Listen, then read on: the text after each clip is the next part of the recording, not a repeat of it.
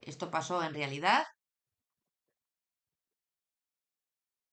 Mujer encontrada, esposa del coronel Aldana de la policía. ¿Vale? Había 5 grandes indicios que llevaron a creer que el acusado, o sea, el señor Aldana, era culpable por las contradicciones, las inconsistencias que detectó la policía en su declaración, y eso dijeron que era sospechoso porque mentía directamente. Ya se supo que el coronel era experto en criminalística, que intentó evitar todos los indicios que le llevaran allí, el material probatorio. Y tenéis que tener en cuenta que una de las cosas más importantes que le llamó la atención a los investigadores es que este hombre había limpiado de manera detallada la casa. También encontraron restos de sangre en los desagües, es decir, en las cañerías, exactamente igual. Y encontraron también las bolsas negras que usó para deshacerse del cuerpo.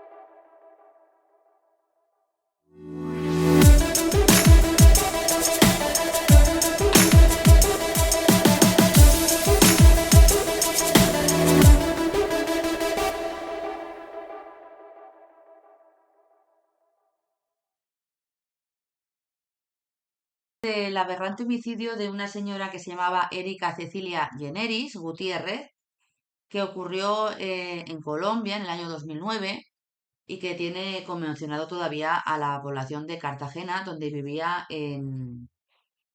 con toda su familia, y estaba todo el país. Colombia se estremeció, ¿de acuerdo?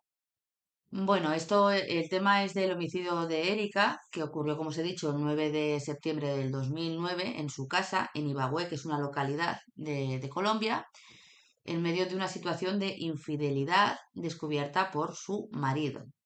Y era el excoronel, que tenía en ese momento 38 años, quien, por una supuesta infidelidad, y ahora os lo contaré, terminó matando y cortando a trocitos en 50 trocitos según los periódicos de Colombia, y lo fue despedazando y lo fue metiendo en bolsas negras, y lo fue tirando por una distancia de 25 kilómetros a la redonda, para que os hagáis una idea. La primera parte se encontró en la finca San Isidro, que era un arrozal, y por eso se llama el crimen de la dama del arroz, porque se encontró la primera parte en un campo de arroz. Que había una pareja que no se llevaba muy bien, porque realmente el señor Aldana era un hombre muy tosco, que trataba muy mal a su mujer, y tenían 2 hijas, una de 6 y otra de 13 años, creo recordar de memoria, si no me falla la memoria. Y entonces lo que pasó es que ella era un hombre muy tosco, era militar, estaba acostumbrado a guerrear con miembros de la guerrilla, a luchar contra la guerrilla en Colombia, pues el Frente de Liberación Nacional, las FARC y otras agrupaciones paramilitares. Quedaros con lo de paramilitares, ¿vale? Y entonces la mujer llegó un momento en que se cansó porque se veía muy, muy sola y muy abandonada, e inició una relación a distancia con una persona a través de Internet.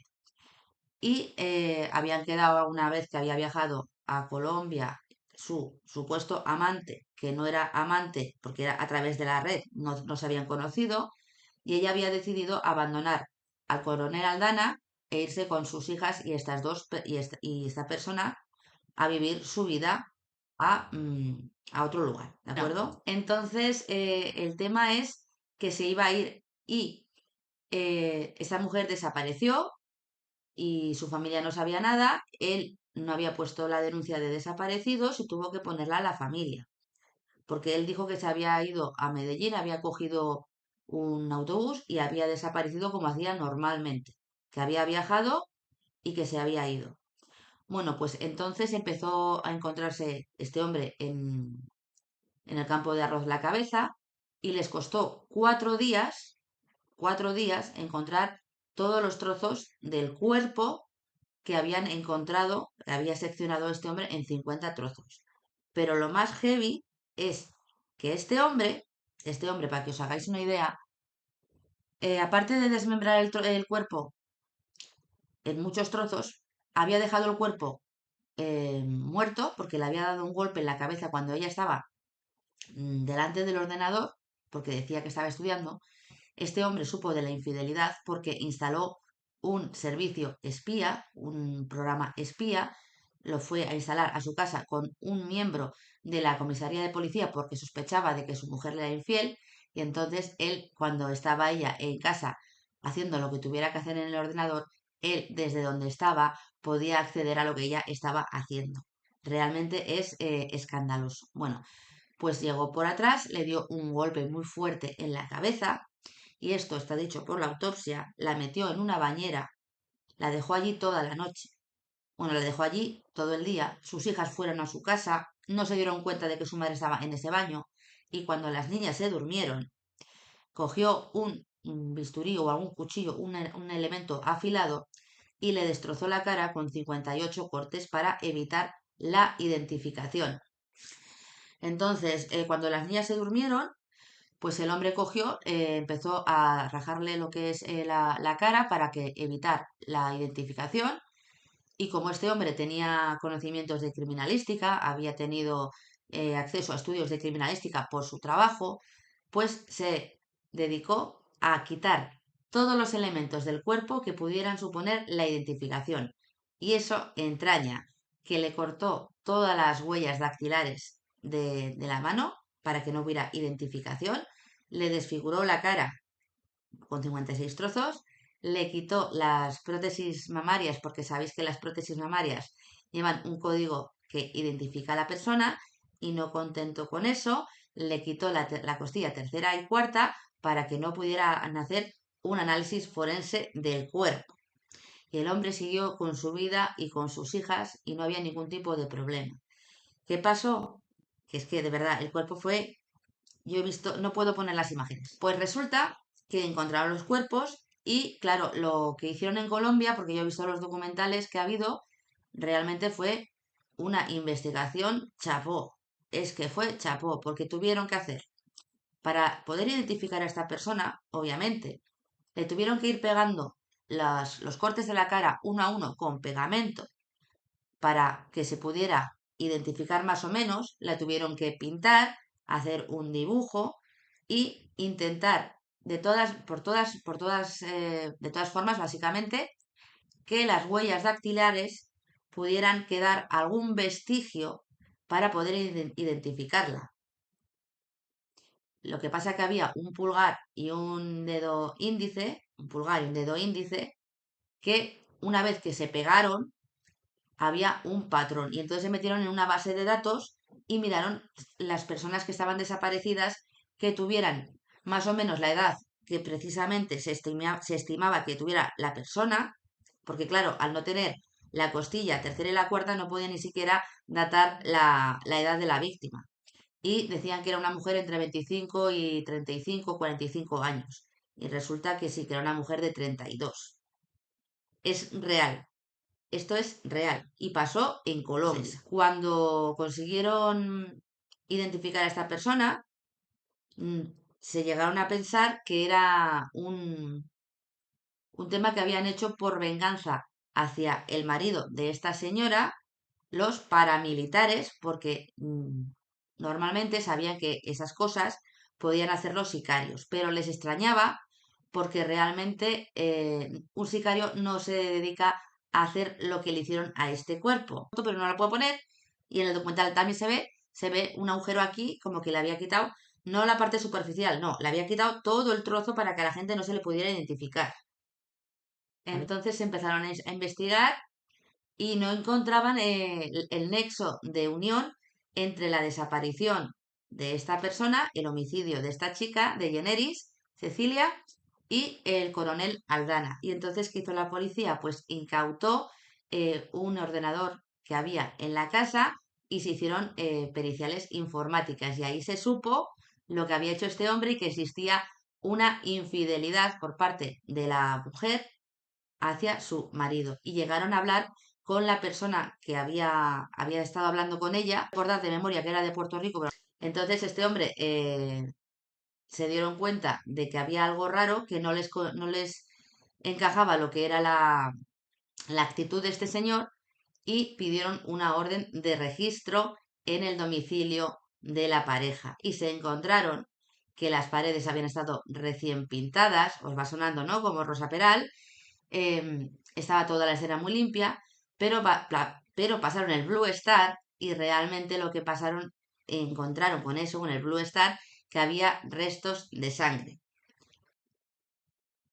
Y entonces al ver el ordenador y a ver ya que había sangre en la escena del crimen que había sido el domicilio, fueron a detener al coronel Aldana, pero realmente este hombre se había fugado porque este hombre tenéis que tener en cuenta que era bueno, un militar muy condecorado,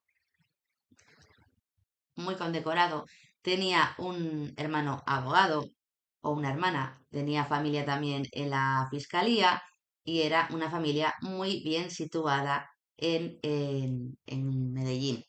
Y tenéis que saber que ese hombre también había estado destinado a la provincia de Córdoba, al amante. Pero lo que no sabéis también es que el muerto también se lo echaron a un pobre militar, pobre hombre, porque en una de las bolsas, al lado de una de las bolsas, se encontró una carta de amor que no tenía nombre, pero tenía la firma de un militar. Y entonces procedieron a investigar a este militar.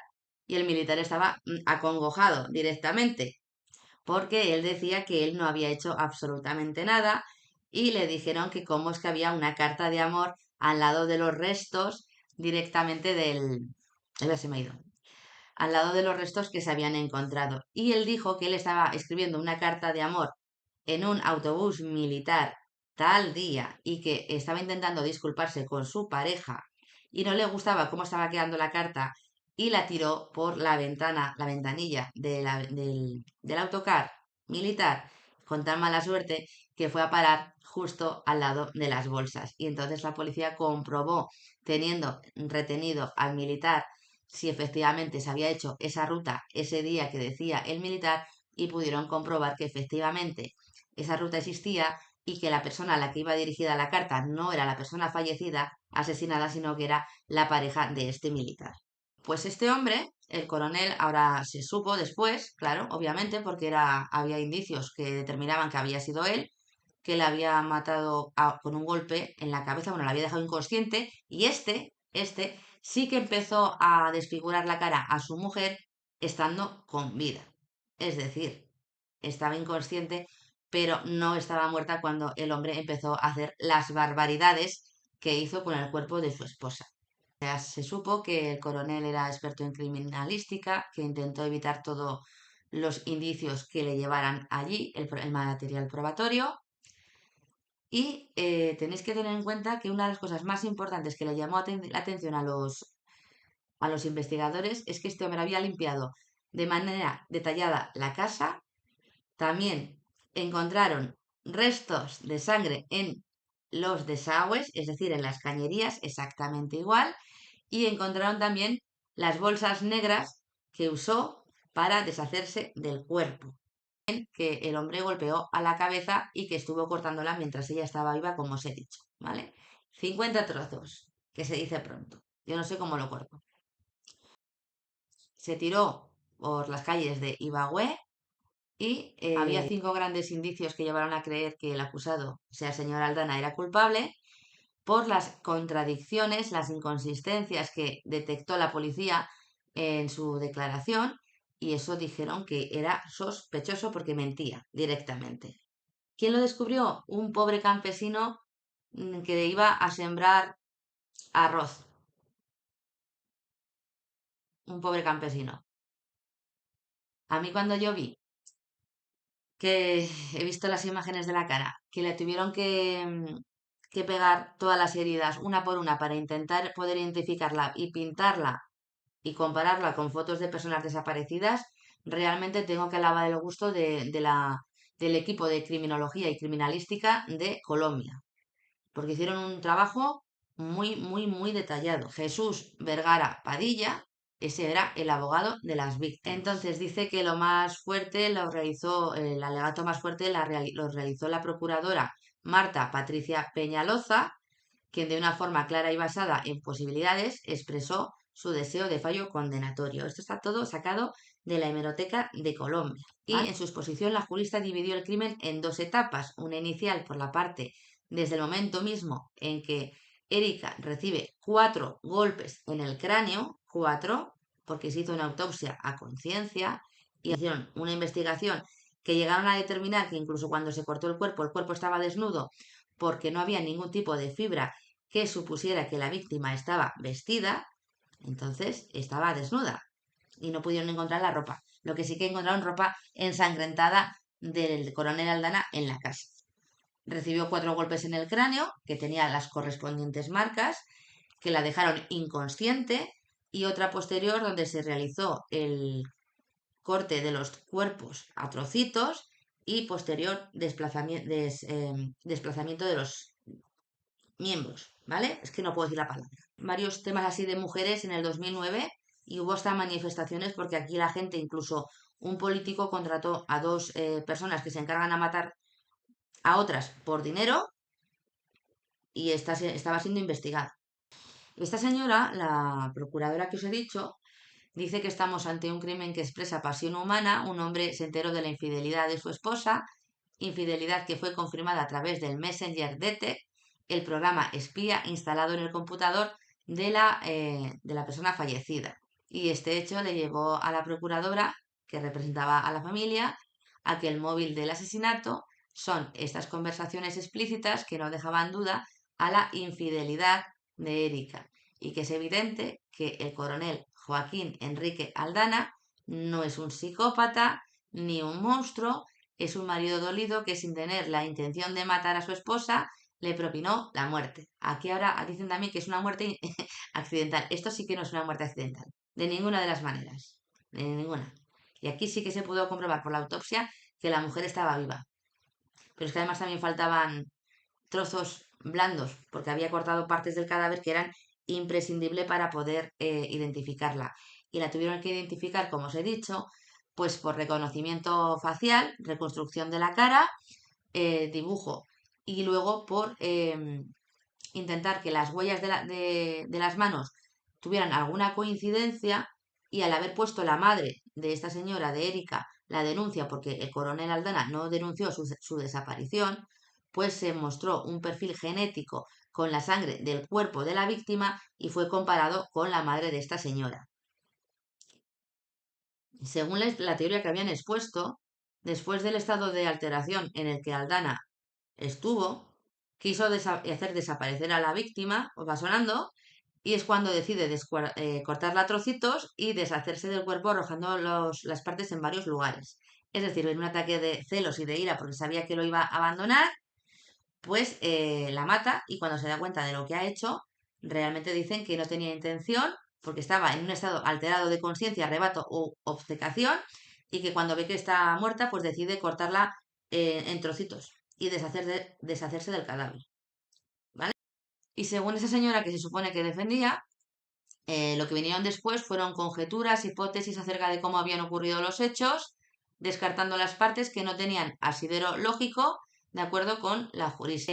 Aldana Ortiz estudió en la cárcel, para que sepáis, que estudió en la cárcel, estuvo estudiando allí en Bogotá y fue calificado como un interno con buena conducta. También se supo que se comprometió a cumplir los 16 años que le faltaban de cumplir en su casa, porque se le condenó a 33 años de prisión y cumplió pues 17, porque los 16 dijo que iba a ser arresto domiciliario.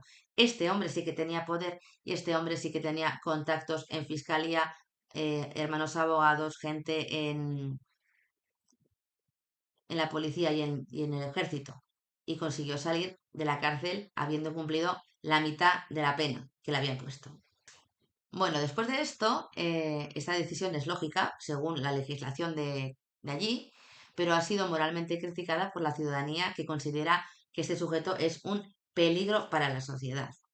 Bueno, y esto salió en prensa y la gente se alteró cuando salió de la cárcel. Y ahora os voy a poner por qué tiene relación este crimen con lo que, o yo entiendo que pudiera tener relación, porque hay un documental, bueno, hay uno de muchos, y el señor Edwin Miguel Arrieta Arteaga hacía de el coronel Aldana en el documental en el que se significaba este caso en YouTube. País que esto llegó al Tribunal Supremo de allí, quien confirmó la condena de 33 años y 9 meses de prisión en contra del señor Aldana, ¿vale?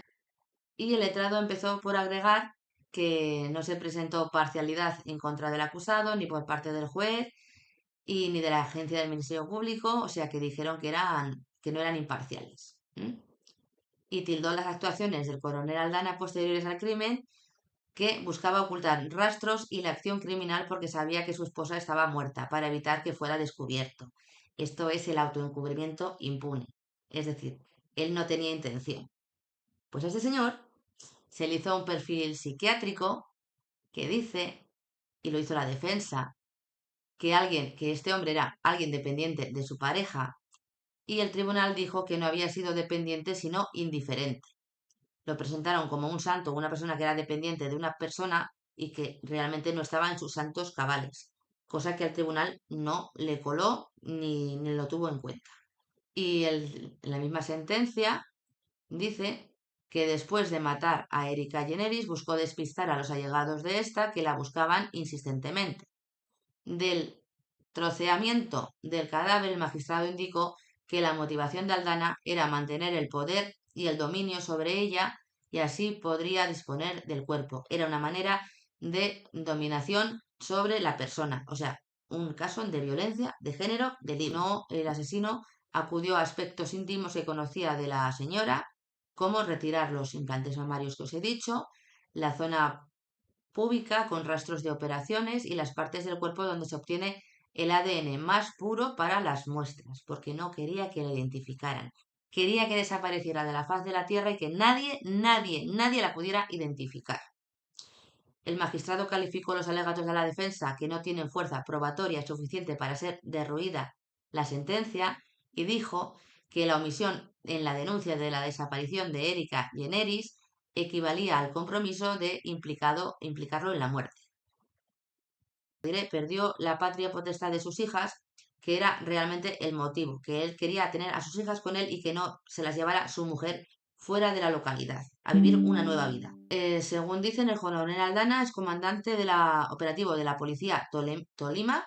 Al parecer dio muerte a su esposa Erika en septiembre de 2009 y la cortó en trocitos, arrojándola a cultivos de arroz en la vía del norte, en la vía al norte del departamento. Es uno de los crímenes más horrendos y macabros que se recuerda en la historia judicial reciente de la región.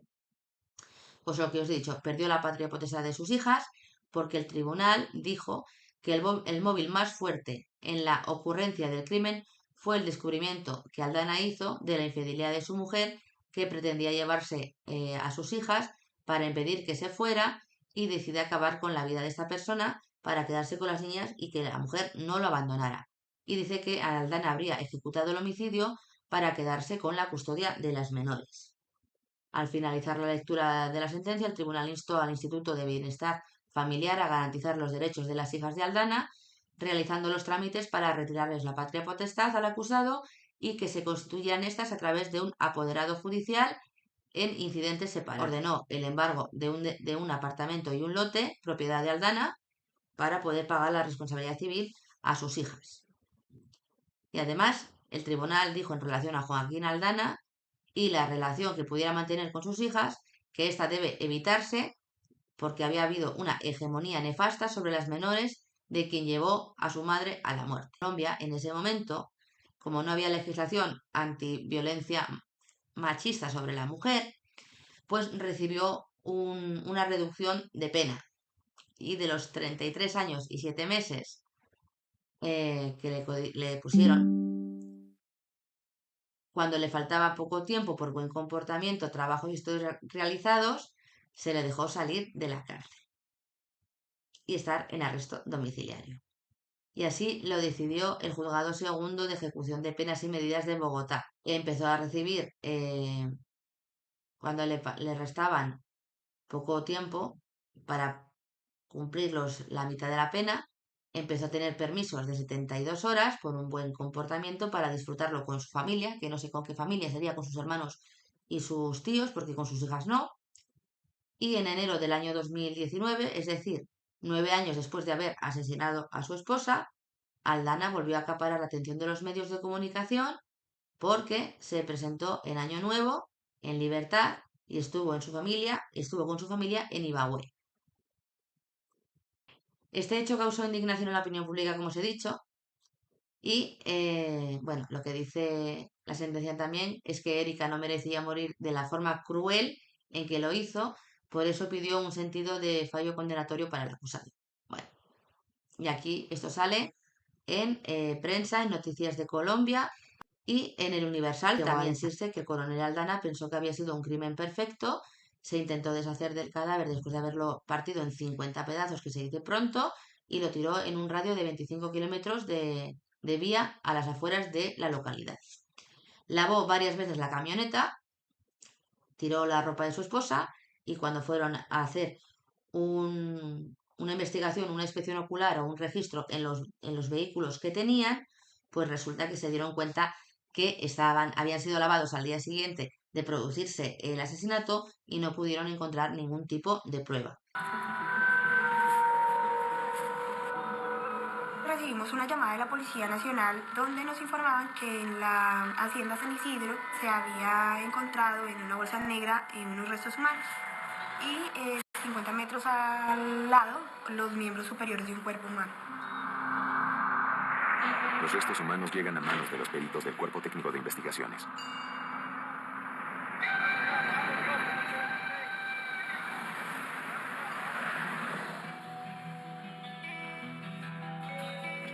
Llevo en el grupo de nenes y desaparecidos desde el 2000 y al llegar a la morgue del Instituto de Medicina Legal, el disector me acerca un cráneo que estaba totalmente desfigurado, que tenía aproximadamente 53 heridas abiertas en toda la cara. No podía determinar a primera vista si se trataba del cuerpo de un hombre, de una mujer o de un travesti. Estos cortes eran realizados de manera vertical. Se veía que la intención realmente era desfigurar tanto que llegaron a dañar parte del dorso de la nariz, párpados y a desfigurar de una manera dantesca. No se observaba ningún tipo de órgano interno a nivel del tórax, del abdomen ni de la pelvis. No tenía útero que nos pudiera, por ejemplo, ayudar a determinar si era un cadáver femenino o un cadáver masculino. Sin embargo, por las características óseas de la pelvis nos permiten orientarnos hacia que era una pelvis femenina. También observamos que faltaba la unión condrocostal de cartílago y hueso a nivel de la cuarta y quinta costilla. Para fines forenses, estas articulaciones condrocostales son importantes para determinar la edad ósea. El peso 75 por ahí, doctor. Doctor, le doy talla 1,71. Dentro de los hallazgos que se encontraron en el cadáver, habían 4 heridas que eran de bordes muy irregulares a nivel del cuero cabelludo, que habían sido ocasionados con un elemento contundente, es decir, con un elemento que no tenía filo. La manera de muerte se estableció como violenta de tipo homicida. 5.5. ¿Lo veis? Los forenses ya saben directamente cómo se hace una autopsia y todos los datos que hay que coger y el tipo de la muerte, si es accidental o violenta. Y dentro de la violencia, si es desvivirse, es accidente o es un homicidio. Al ver el tipo de heridas realizadas sobre el rostro y sobre las últimas falanges de los dedos de las manos, se despertó en nosotros como esa idea de que la persona estaba tratando de irritarnos, diciendo, probándonos si nosotros seríamos capaces de identificarla. Era muy aterrador ver la cantidad de heridas y después las manos ya sin tejido. Era como muy... un propósito demasiado directo de no identidad, de evitar esa identificación. Porque, ¿qué había detrás de ese cuerpo? ¿Qué situación personal, qué vida personal, qué contexto había detrás de toda esa primera imagen, de ese primer encuentro? Por espacio de 2 semanas, expertos en morfología se dedican a la reconstrucción del rostro de la víctima. Para la reconstrucción utilizamos paños limpios para limpiar una a una las heridas, para luego pasar a unificar, poner frente a frente los bordes de cada herida y aplicábamos el pegamento. Sosteníamos los 2 bordes unidos mientras este surtía para limpiar una a una las heridas, para luego pasar a unificar, poner frente a frente los bordes de cada herida y aplicábamos el pegamento. Sosteníamos los 2 bordes unidos mientras este surtía efecto y así poco a poco íbamos trabajando herida por herida. Continuamos con la aplicación de una base, un maquillaje femenino, porque pues con eso procuramos tratar de darle una imagen menos brutal. Terminado ya el procedimiento que fue el más largo, digámoslo así, procedimos a realizar fijaciones fotográficas de diferentes ángulos.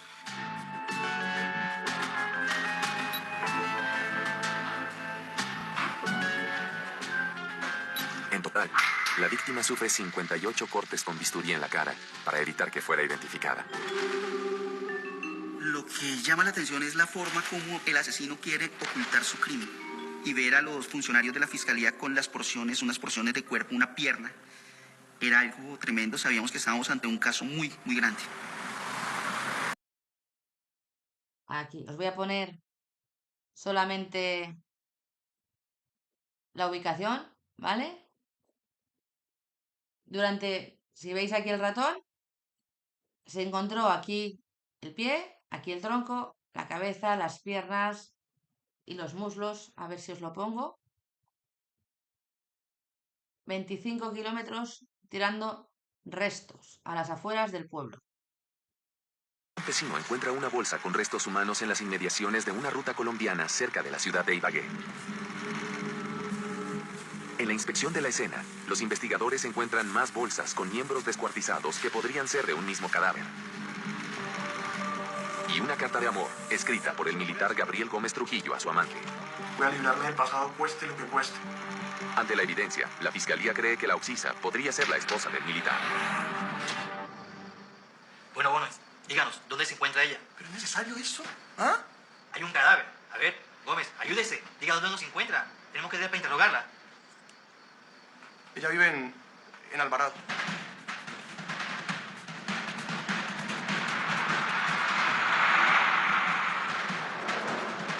¿Reconoce la letra de esa carta? La encontramos viva, entonces sabíamos que no era nuestra víctima. Esa maldita sinvergüenza. Él tiene una coartada que es que él iba de un lugar a otro en un bus.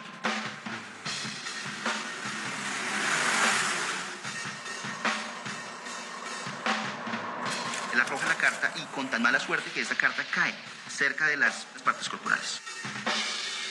¿Qué haces aquí? ¡Lárgate que no te quiero ver! Más allá de la infidelidad, las declaraciones de los 3 no arrojan contradicciones. Nos dimos cuenta que fue un caso fortuito el que él hubiera lanzado esa carta y que hubiera caído precisamente cerca de uno de los hallazgos y se estableció que efectivamente no podía ser partícipe de la investigación. La pista de la carta y el primer sospechoso son desechados. Para identificar a la víctima solo queda el trabajo minucioso de los peritos forenses. Bueno, pues este documental fue interpretado por el difunto Edwin Arrieta. Y os habéis quedado con el nombre directamente del coronel Aldana, que os he dicho que era muy, muy famoso. Esto pasó en realidad. Mujer encontrada, esposa del coronel Aldana de la policía, ¿vale?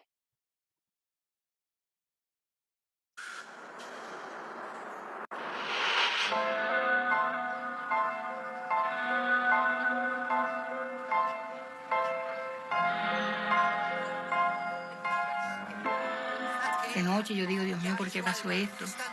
¿Por qué esa muerte tan fea de mi hija? Porque como madre uno, todos los hijos son perfectos, ¿no?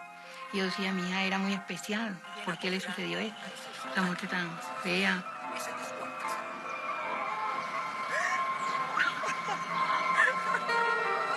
Mi hermana fue enterrada en la misma fosa donde estaba mi padre, con la lápida solamente de mi padre.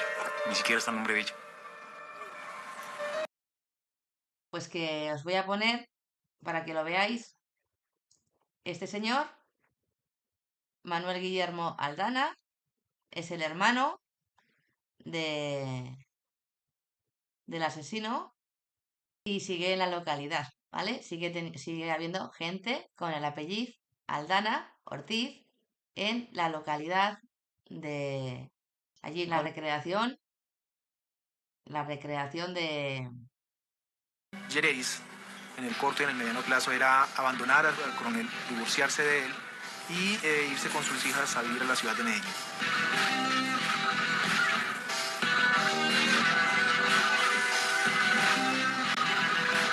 Las relaciones de Erika con su esposo venían mal desde hace algún tiempo.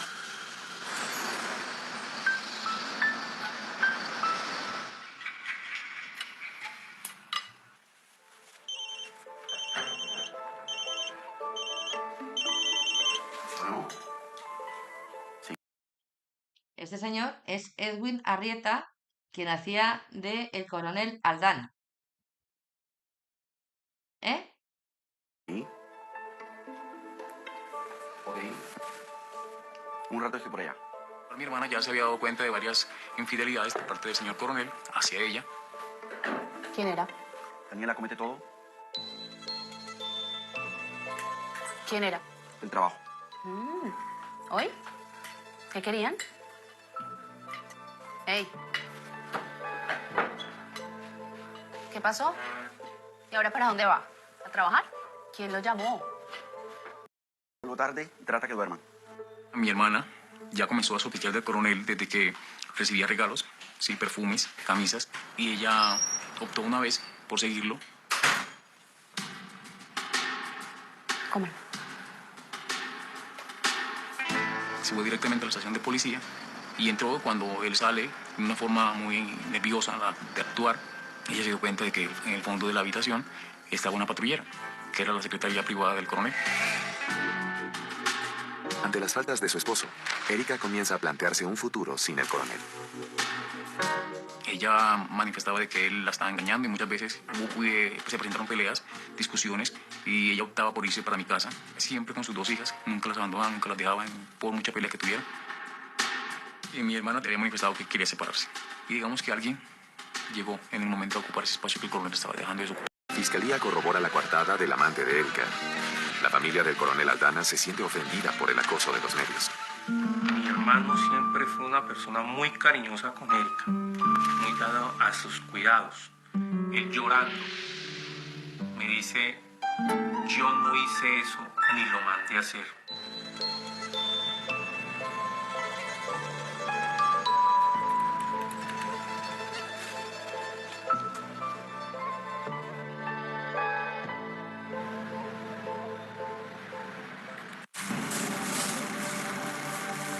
Aparece un cadáver desmembrado y embolsado. Evidencia que efectivamente al coronel Aldana al asesinato de su esposa. La familia del coronel contrata los servicios de un abogado, quien comienza a rebatir punto por punto las pruebas aportadas por la fiscalía. Se ha logrado probar que mi hermano tiene un problema de una tendinitis en la mano derecha. Esto le impide realizar la misma labor por más de 10 minutos seguidos, como desmembrar a una mujer y cargar el cuerpo. La defensa propuso la incapacidad física del coronel Joaquín Enrique Aldana para llevar a cabo las actividades de desmembración y de maltrato de la víctima. Pero todo su desempeño como policial tenía un buen desempeño, incluyendo en el polígono de tiro.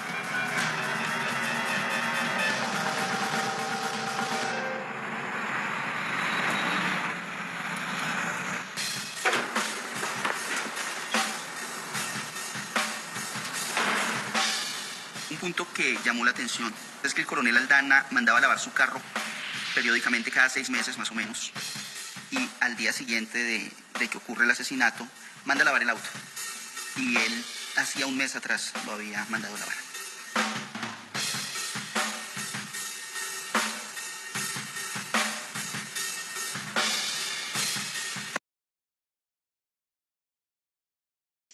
Lo veis todos con huellas, ¿vale? Esperad que quería buscar una cosa, a ver qué me parece que me la ha pasado.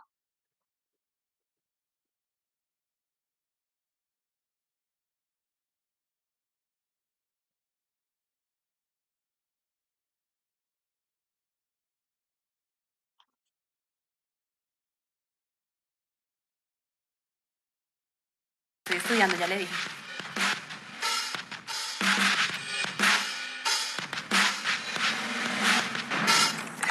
¿Cómo chateas? Con nadie.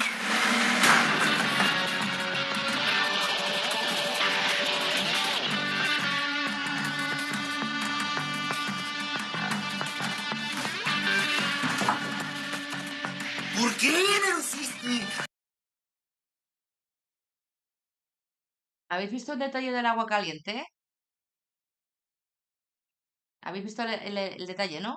Los 4 golpes en la cabeza, que se ve directamente las fracturas, y luego veis el agua caliente exactamente igual que se presupone que hizo, o dicen que hizo Daniel Sancho con el cuerpo de Edwin Arrieta. No ha nacido el primer gran que se burle de mí. ¡Ay! ¿Por qué? Ahora vamos a jugar tú y yo. Las heridas que tenía en la cara y que tenía en el cráneo, que pudimos establecer que fueron hechas en vida, o por lo menos en ese periodo perimortem. Las 2 hijas del matrimonio dormían en su habitación al momento del crimen.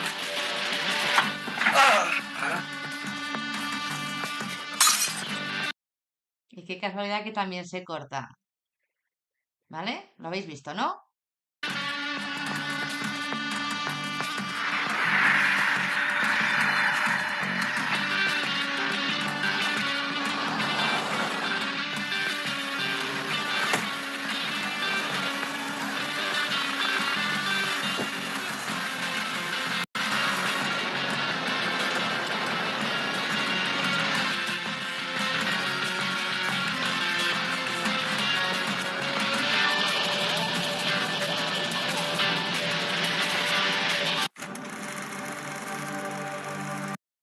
Os voy a poner en juicio para que veáis lo que dijo el abogado de la familia. Que son encontrados y procesados por el señor John Carlos Villamizar. John Carlos Villamizar encuentra unos restos humanos en la vía Alvarado. Entre ellos se encuentra una cabeza y miembros superiores empacados en unas bolsas de basura que luego llevan hasta el Instituto Nacional de Medicina Legal para efectos de la identificación. Luego, la señora Julia Esperanza Puentes interviene elaborando un bosquejo topográfico indicando el lugar donde se encuentran estos restos. Prendas que son detalladas debidamente y que corresponden probablemente al cuerpo encontrado o los restos encontrados en estos lugares o en las inmediaciones. Andrés Gómez Trujillo procesa un lugar en el cual se encuentran partes o se encuentra un tronco, probablemente correspondiente a la misma persona hasta ese momento, y luego se traslada a un lugar cercano a la casa del procesado, donde encuentra unas bolsas de basura escondidas en otra bolsa de basura que tienen las mismas características de las bolsas donde se encontraban los restos humanos. Al frente de esta casa, donde residía el procesado para la época de los hechos, se encuentra igualmente también una camiseta XL con un logo de la Policía Nacional al lado de un frasco de ajás, entendiendo que el ajás degrada este tipo de sustancias que pudieran estar contenidas en esta prenda de vestir. Sobre eso se elabora también un plano. El señor Álvaro Gaitán Basurto nos hace una explicación de cómo se manejó la necropsia y nos elabora también algunas características muy importantes, entre ellos una característica que de pronto ha pasado inadvertida. La oxisa, al momento del hallazgo, se encontraba sin maquillaje, cosa poco usual para una señora como Erika Cecilia, que aún para llevar las niñas a la ruta, siempre se maquillaba debidamente. La señora Nubia Azucena Camacho, ella va a hacer un tratamiento de pulpejos, toda vez que en la tarea criminal, en el desarrollo del iter criminis, se encuentran que algunos pulpejos, a pesar de que los cortes fueron profundos, quedaron casi completos, ante lo cual se obtiene precisamente la necrodactilia con los puntos, cómo se manejó la necropsia, y nos elabora también algunas características muy importantes, entre ellos una característica que de pronto ha pasado inadvertida. La occisa, al momento del hallazgo, se encontraba sin maquillaje. La señora Nubia Azucena Camacho, ella va a hacer un tratamiento de pulpejos, precisamente la necrodactilia, con los puntos faltantes correspondiendo a las partes que cortó el perpetrador.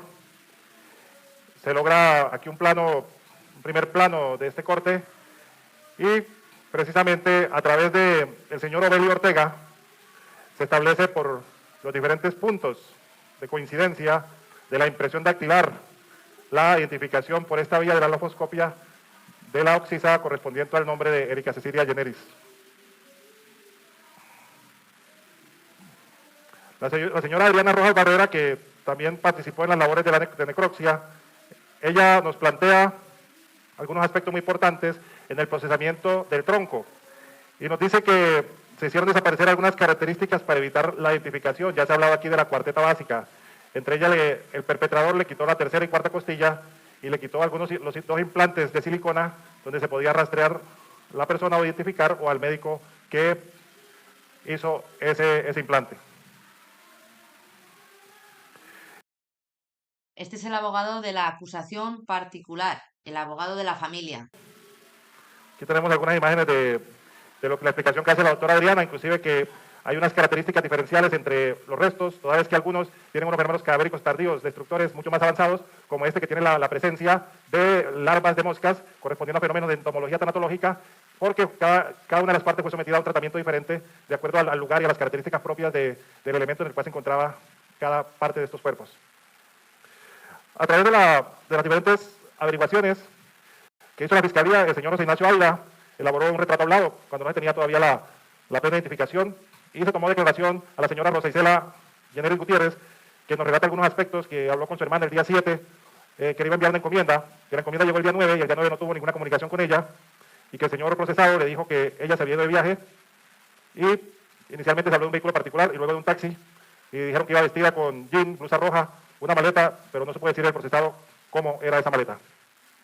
La señora María Pilar Villa dijo que en la ciudad de Ibagué la señora Erika nunca fue reportada como desaparecida, notándose por parte del procesado que la señora Erika quería separarse de la persona con la cual convivía, que ella desconocía los motivos, que ella siempre le avisaba cuando salía fuera de Bogotá, que ella la llamaba permanentemente, y que cuando llega la encomienda el 9, la llama y el celular se encontraba apagado. Relató aquí que llamó al señor Aldana y que le dijo que la buscara en Medellín, que luego habló que lo llamaron de la familia de la desaparecida y le dijeron que fuera a buscarlo a determinado sitio. Con la niña, y la niña comienza a llorar porque el papá le quitó el teléfono para que no hablara con la abuela. Y que la señora Janet le había dicho que la señora Erika había salido de viaje. Relató igualmente que no había buenas relaciones con la familia, y que también un detalle que la Fiscalía tomó, que cuando hacía muchos asados en la ciudad de Medellín, el procesado era la persona que se encargaba de hacer esos cortes. Por su parte, Sander Generis, también aquí testigo de la Fiscalía, relató que el procesado le dictaba clases en materia de criminalística, que la familia nunca tuvo conocimiento de las prendas de Erika, notándose ese desapego del procesado por lo que se considera en términos de psicología el cierre de duelo, que no se le permitió hacer debidamente a la familia, aún con los recordatorios que dan al sótano, situación que no era común en él. Por su parte, por la familia y por los medios de comunicación, eso me parece una apreciación profesional muy clara, muy coherente y sometida a las reglas de la lógica. La defensa impugna la credibilidad del testigo, basado en unos criterios que no sustentó debidamente en torno a lo que es los criterios de validez y de credibilidad. Por su parte, Miriam Carolina Ciniegas, también testigo de la Fiscalía, relató todos los procedimientos agotadores que tuvo el ente acusador para hacer una investigación integral, a pesar de que el sistema no exige que sea integral. El sistema es tendencia acusatoria. Sin embargo, ella relató que estudió una carta, que averiguó una información que le aportó un oficial de la policía, de grado de capitán, que buscó posibles enemigos de la pareja, que la situación de un ciudadano que residía en Costa Rica, que averiguó la situación de Catherine Giselle Roayara, y que hizo también una verificación con la señora Marta Lopera, que fue la persona con la cual convivió un tiempo el procesado. En el 2006, prueba física del grado de mayor, hizo 54 flexiones en 2 minutos. En el año 2007, en el grado de teniente coronel, hizo 35 flexiones, lo exigido por el TCQP para sacar 1.200 puntos junto con otras pruebas, inclusive hay una más difícil todavía que esta. Como veis, el hermano dice que no había podido ser él y aquí dicen que estaba haciendo flexiones y haciendo cosas que no podría haber hecho con la tendinitis que manifiesta la familia del señor Aldana, que tenía en la mano y que le impedía hacer lo que se supone que llegó a realizar. Que nos puede indicar lo que voy a decir a lo último, el indicio de móvil delictivo. Ocurre que el procesado contrató los servicios, aprovechando su investidura de un experto en telemática, para que le instalara un programa espía. Y el programa espía que instalaron es el Messenger DITET. Y ese programa espía tuvo una vigencia entre el 2 y el 8 de septiembre, y que luego fue eliminado el programa, pero quedó vigente en la carpeta System32, que guardaba un archivo oculto que el procesado no sabía al momento de haber borrado la información y haber ofrecido a la Fiscalía que recogiera el computador para luego en la audiencia preparatoria solicitar que lo excluyeran, porque había sido supuestamente obtenido ilegalmente. Bueno, os voy a poner un vídeo recordatorio de quién son el clan Jatil, pero os vuelvo a repetir. Es que el modus operandi del presunto crimen que se ha cometido en Tailandia en cuanto al cortar a trozos, porque si no me lo ponen amarillo, bueno, me lo van a denunciar igual, como el anterior que también, pues a mí me ha chocado que sea básicamente una copia exacta del crimen del coronel Aldana. Hasta las bolsas negras. Hasta las bolsas negras. Lo que pasa que no ha sido tan bestia de eliminar cualquier tipo de huellas, aunque realmente no se ha identificado a esa persona, esos restos por las huellas, con lo cual a lo mejor no podían ni siquiera identificarlo por las huellas porque les faltaban parte de los dedos. Si ha salido el señor Ospina diciendo que se ha tenido que identificar a esa persona por el ADN, una prueba de ADN de las manos y la cabeza, ¿me estás diciendo que no las has podido identificar por las huellas dactilares? Exactamente igual que pasó a esta señora, que le habían quitado que no lo he querido poner, pero se ve que le faltaba todo lo que es el dedo de aquí, los tejidos blandos, y pudieron pegarlos, y hubo dos dedos, como os he dicho, el índice y el pulgar de la mano derecha, que al juntarlos daban casi una huella exacta, ¿vale? Y también había una camiseta al lado de productos de limpieza. Obviamente, según lo que han filtrado los youtubers en sus programas, a la cabeza que se encontró le faltaban bastantes dientes. Y un médico reconstructivo cirujano, lo primero que tiene que hacer es dar imagen al clan Jatil, porque a mí me sonaba que había oído algún día que había relación entre Jatil y Aldana. Y he vuelto a ver el documental porque esto me lo vi al principio y me ha llamado mucho la atención que hasta el agua caliente es lo mismo. Lo mismo. Pero siempre digo lo mismo. Una cosa es lo que se pueda probar en sala y otra cosa es lo que pasará. Para que luego llegue la victoria o como se llame y acuse en público de que el que está metido en temas escabrosos de organización criminal es Daniel. Porque aquí los únicos que hay pruebas de que estén metidos en paramilitares y en cosas raras son los Jatil, por lo visto Álvaro Uribe, según la señora Jatil, incluso el senador Amin. ¿Vale? Todos los que están rodeando a la figura de Edwin Arrieta. Y eso viene en los medios de comunicación de Colombia. Y que sepáis que Álvaro Uribe, por lo visto, debió de poner una querella contra la Jatil, porque como dicen que no tiene pruebas, pues es una de las maneras que tiene de intentar defenderse. Y además he visto en YouTube también a un canal que se llama Universidad Nómada de Colombia, y a este señor, como es un disidente que digo yo, que va en contra de Uribe y compañía, le llegaron a mandar un correo electrónico, os va sonando, un correo electrónico para que se inscribiera en no sé qué evento, y él salía diciendo que él no iba a inscribirse con su cuenta de Google, ni siquiera desde su propio dispositivo, porque podía ser una manera de hackearle el canal y taparle la boca. Así que habrá que tener cuidado con los mensajes que nos mandan para que pinchemos en ningún link.